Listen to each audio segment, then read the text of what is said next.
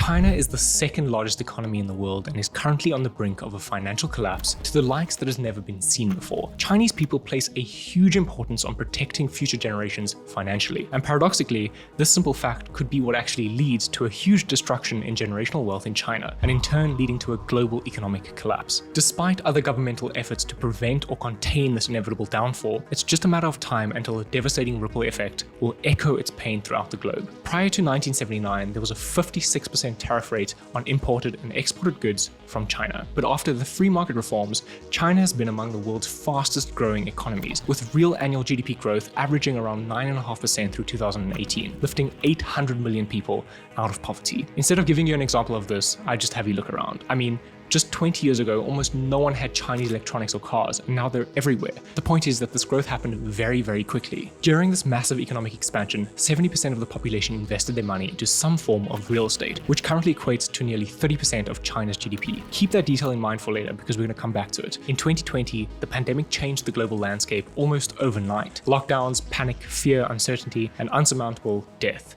Unfortunately, my own father included. To combat the fact that people weren't working and the global flow of money had virtually ceased, governments alike decided to turn on their money printers and provide stimulus and relief. And although it worked in the short term, the grave consequences to printing trillions of dollars was without a doubt inevitable. The result is something we are all very familiar with right now, and it's called inflation. So what is inflation? It's a measure of the rate of rising prices of goods and services in an economy. It's that simple. Where the average person like you and I can most easily identify what this means is via our lack of purchasing power. You can think of it this way. When you go to your local tennis shop to pick up a new can of balls that would usually cost you $5, now the same can costs you $8. You're not earning more at your job, but those balls, as well as everything else around you, is simply more expensive. So you might be asking yourself, how is inflation connected to China leading the way into a global financial meltdown? Well, due to globalization, nations are invested in one another. So if one falls, others are likely to feel its pain. It's a literal global house of cards. To better understand the significance of this domino effect, Megan Green wrote a great piece in the Financial Times called "Ignoring China's Disastrous 3 Ds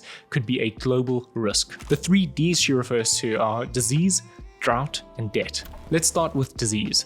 Since the beginning of the pandemic, China has enforced the strictest of zero-COVID policies. This led to a total shutdown of cities, which ultimately resulted in the halting of production. This takes us to the very familiar term that we've heard countless times, supply chain. In layman's terms, supply chain is the process of getting a product from the manufacturing plant to the end consumer like you and I. And in this case, the chain has been totally disrupted. To show you what I mean, let's go back to our fresh, unopened can of balls. The ball plant stops production, which means there's less supply. This results in fewer balls crossing the ocean. This leads to your tennis mates battling it out for who is willing to pay the highest price for the balls because they are fewer on the shelf. Everything costs more. In economics, the simple law of supply and demand. Now let's talk about the second D, drought. By now, it's pretty likely that you've been witness to some sort of extreme climate event, whether it's increased heat, floods, or in this case, drought. Megan Green says it better than I could. Drought has brought the Yangtze River to its lowest level since records began in 1865. Nearly 90% of China's electricity supply requires extensive water resources, and blackouts are causing temporary factory closures, further disrupting domestic and global supply chains. Since 6 of the areas struck by drought accounted for roughly half of China's rice output last year, the impact on food supply will be significant. Take our tennis ball example again and now replace it with rice.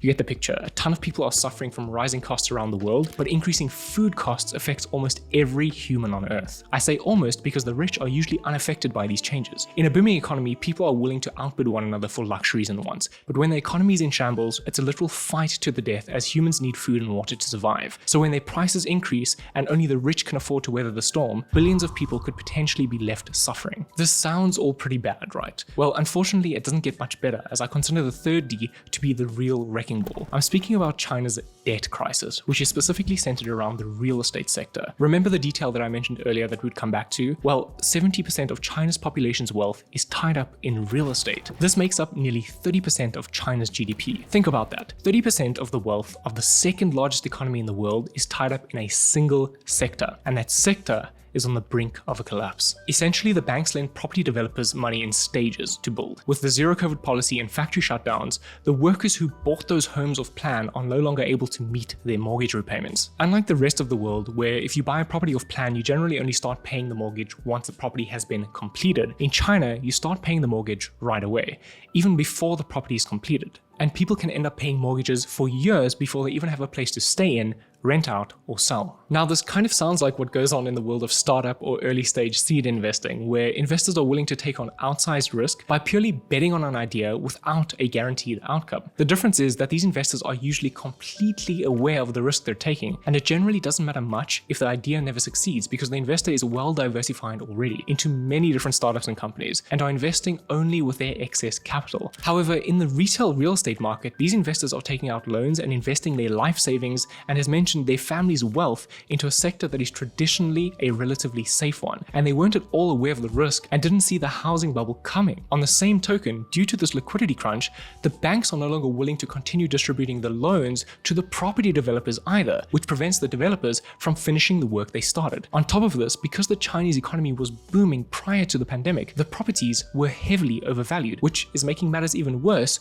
with respect to the property developers being able to find new buyers. As a result, China has thousands of buildings around the country that are unfinished and tons of people being left without homes. The most recognizable entity that people are familiar with is China's largest property developer, Evergrande, which I'm certain you're aware of. Evergrande has failed to meet the payment deadline on its $300 billion debt, which is responsible for many of the unfinished homes that these buyers are no longer willing to continue paying for. It's a vicious circle. The frightening detail about Evergrande is that due to a globalized world, this $300 billion in debt is not just Chinese debt exclusively. Many international entities are heavily invested in Evergrande too, and it's almost certain that we'll feel this pain in due time. To give you an idea of just how big this debt really is, $300 billion is greater than 75% of the world's countries' individual GDPs. Just let that sink in for a moment. Country-sized debt. On top of this, 30 other Chinese property developers have defaulted on international debt. This is a big problem, a ticking time bomb with devastating consequences. Businesses around the world are starting to have liquidity problems, which will lead to further unemployment. This means less money will circulate in economies, which ultimately leads to a deflationary environment, and even the possibility of an economic depression. Even though the Fed is trying to come up with strategies to create a soft landing,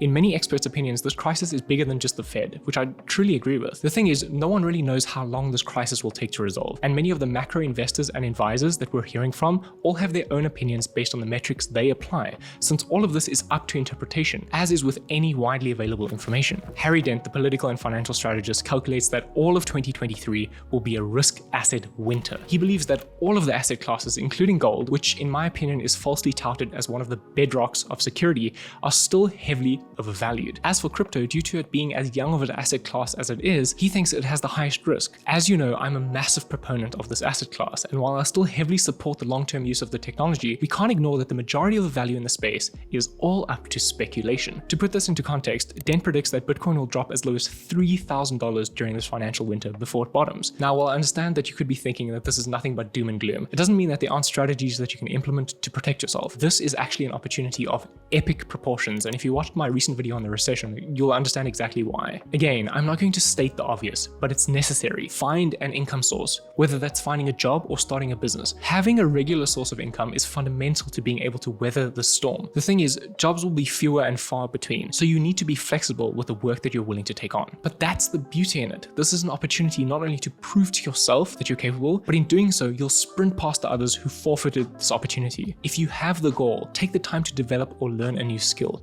Stop waiting for the world around you to work in your favor, and instead accept the situation for what it is and be the optimist. Make it work in your favor. Next, cash is king, at least for the time being. All of us, myself included, are tempted to invest at these lows, but it's important to not forget the bigger picture. There's a very high likelihood that prices will go much lower. Wait for the bottom to truly present itself by observing the macro situation. Stay informed and don't lose interest. This is something I've spoken about regularly and is actually pinned in a tweet on my Twitter account. Whatever the situation, don't become complacent. Don't look away, don't leave. So many people watched their wealth evaporate in front of their eyes in 2018, averting their gaze from the market forever. And of course, I'm talking primarily about the crypto market here, but the same goes for the 2008 financial crisis. Had they stuck around, the opportunities that generated riches in the past bull run would have been theirs for the taking. If you're sitting on cash and feel the need to place it somewhere, US Treasury bonds are historically as safe as it gets. Granted, if you have a couple $1,000s, this isn't the most viable strategy because their interest on these isn't that high, but if protecting your capital is your number one goal, which it should be, at least please keep this in mind. Lastly, be open to new investment strategies. And of course, this doesn't mean FOMOing into shitcoins and random NFTs that your 12-year-old nephew is telling you about, even though that during the bull run, this is probably the best strategy there was. But as new technologies continue to develop, there will be opportunities that yield massive returns in the next cycle, very similar to the stocks that exploded upwards after the dot-com bubble burst. Markets are cyclical. After the dot-com bubble, there was a winter, and then its survivors went through exponential growth. Just look at Google and Amazon on the chart, then versus now. And the same can be said for crypto cycles. As bearish on Bitcoin as Harry Dent is right now, he also predicts Bitcoin reaching up to $500,000 in the next cycle. If his prediction happens to be right, this would be an example of a generational wealth investment opportunity. Remember, Bitcoin is still up almost 10x from the pandemic lows. As you know, I've personally been through the past two crypto cycles from 2016 to now, and have been fortunate enough to capitalize on some of these generational wealth opportunities. And I expect it to happen again for all of us, considering how small the asset class is as a whole. As Shelby Cullum Davis once said, you make most of your money in a bear market. You just don't realize it at the time. And I can understand how you might be thinking, how are we going to make most of our wealth right now? All I can tell you is that history undeniably confirms Davis's quote that the most successful investors have made their fortunes this way. Simply buy when there's blood on the streets. If you made it all the way to the end of the video, please comment, "The devil is in the detail," down below. As always, I shall see you in the next video. Cheers.